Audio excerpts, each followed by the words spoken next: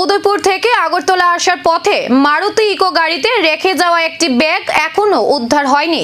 ব্যাগে থাকা গুরুত্বপূর্ণ নথিপত্র হারিয়ে উদ্বেগে রয়েছেন মালিক।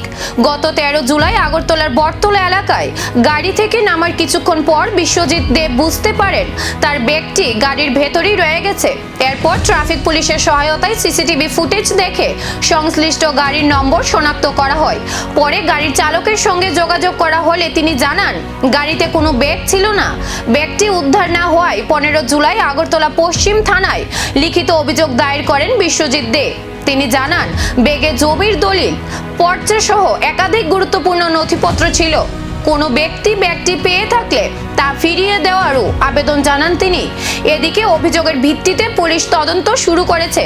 ব্যাগটি উদ্ধারে এবং ঘটনার প্রকৃত কারণ জানতে তদন্ত অব্যাহত রয়েছে।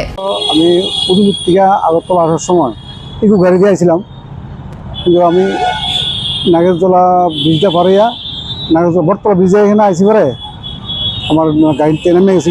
বৃষ্টি আসছিল তখন ভুলে আমার একটা ব্যাগে একটা ফাইল আছিল, ফাইলটা আমার গাড়িতে রয়ে গেছে। তারপরে আমি 10-20 মিনিট পরে আমার মনে হয়েছে যে ফাইলটা নেই আমার কাছে। তো এটা তো আর খুঁজে পাইছি না, বৃষ্টি আসছিল, গাড়ি কই গেছে না, নাম্বারও জানি না। পরে নাম্বার জানতে পারি সিসি ক্যামেরার ওই যে ট্রাফিক দপ্তর থেকে গাড়ির নাম্বার জানতে পারি, মোবাইল নাম্বার জানতে পারি। ফোন করছি ড্রাইভার ফোন করানোর পরে কইতেছে তেনে আছে গাড়িতে নাই। আমার আসলে দলিল আছিল, এটার মধ্যে সব দলিল আসছিল। আমি কনস্ট্রাকশন কোম্পানিতে সার্ভিস করি, বিল্ডিংয়ের কনস্ট্রাকশন কোম্পানিতে সার্ভিস করি। এখন আপনি কি চান? আমি যদি কেউ পাইলে পায়ে থাকে তারা হয়তো আমার এটা ফেরত দেওয়া দেয়। কেউ যদি পায়ে থাকে তো আমি পুরস্কৃত গ্রহণ করিলে, যদি কেউ পায়ে থাকে আর দিলেও উপকৃত হন।